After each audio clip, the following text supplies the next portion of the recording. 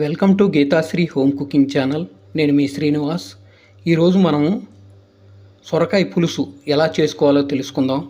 ఈ విధంగా కనుక సొరకాయ పులుసు చేశారంటే సొరకాయ అంటే ఇష్టం లేని వాళ్ళు కూడా ఇష్టపడి తింటారండి.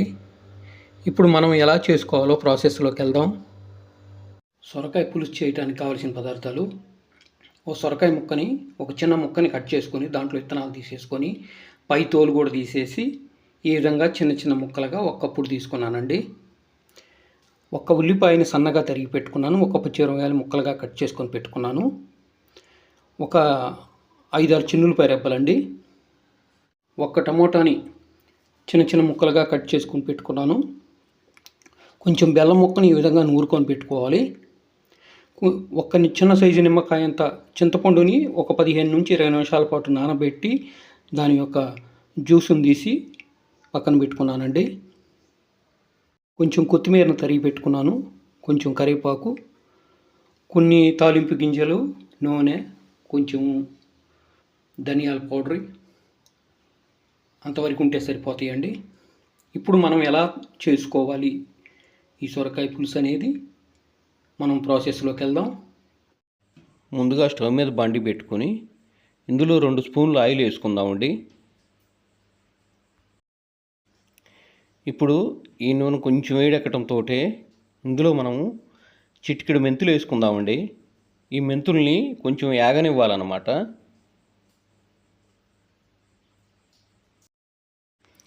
ఇప్పుడు ఇందులో తాలింపు గింజలు, పచ్చిపప్పు, మినప్పప్పు, ఆవాలు, జీలకర్ర అన్నీ కలిపి 1/2 టేబుల్ స్పూన్ కాడికి వేసుకుంటున్నానండి. ఇందులో ఇప్పుడు కరివేపాకు కూడా వేసుకుంటున్నానండి.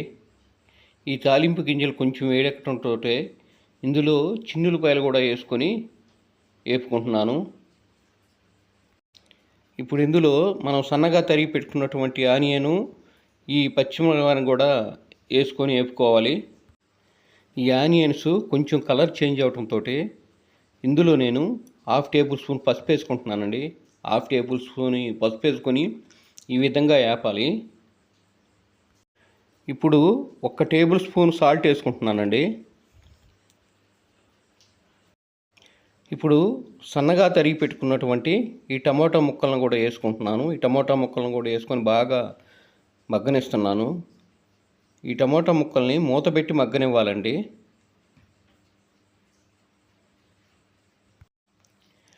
ఇప్పుడు ఇందులో మనము ముక్కలుగా కట్ చేసి పెట్టుకున్నటువంటి సొరకాయ ముక్కల్ని వేసుకుందామండి. సొరకాయ ముక్కల్ని వేసుకొని కలుపుకుందాం.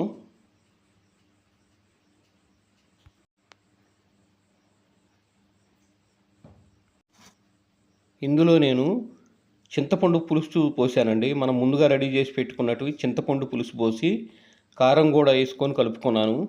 1.5 టేబుల్ స్పూన్ కారం కూడా వేసుకున్నాను. ఇప్పుడు ఒక 1/2 గ్లాసు వాటర్ పోసుకుంటున్నానండి. 1/2 గ్లాసు వాటర్ పోసుకొని మూత పెట్టి ఉడకనిద్దాం. ఇప్పుడు మనము ముందుగా నలగొట్టి పెట్టుకున్నటువంటి బెల్లాన్ని వేసుకుందామండి. ఈ బెల్లాన్ని వేసుకొని కలుపుకొని మూత పెట్టి ఒక 4-5 నిమిషాల పాటు ఉడకనిద్దామండి.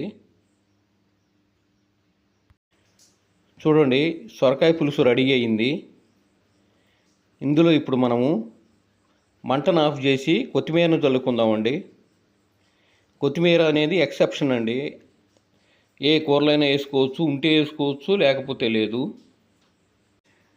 వీడియో నచ్చితే లైక్ చేయండి, షేర్ చేయండి, మన ఛానల్ని సబ్స్క్రైబ్ చేసుకోండి.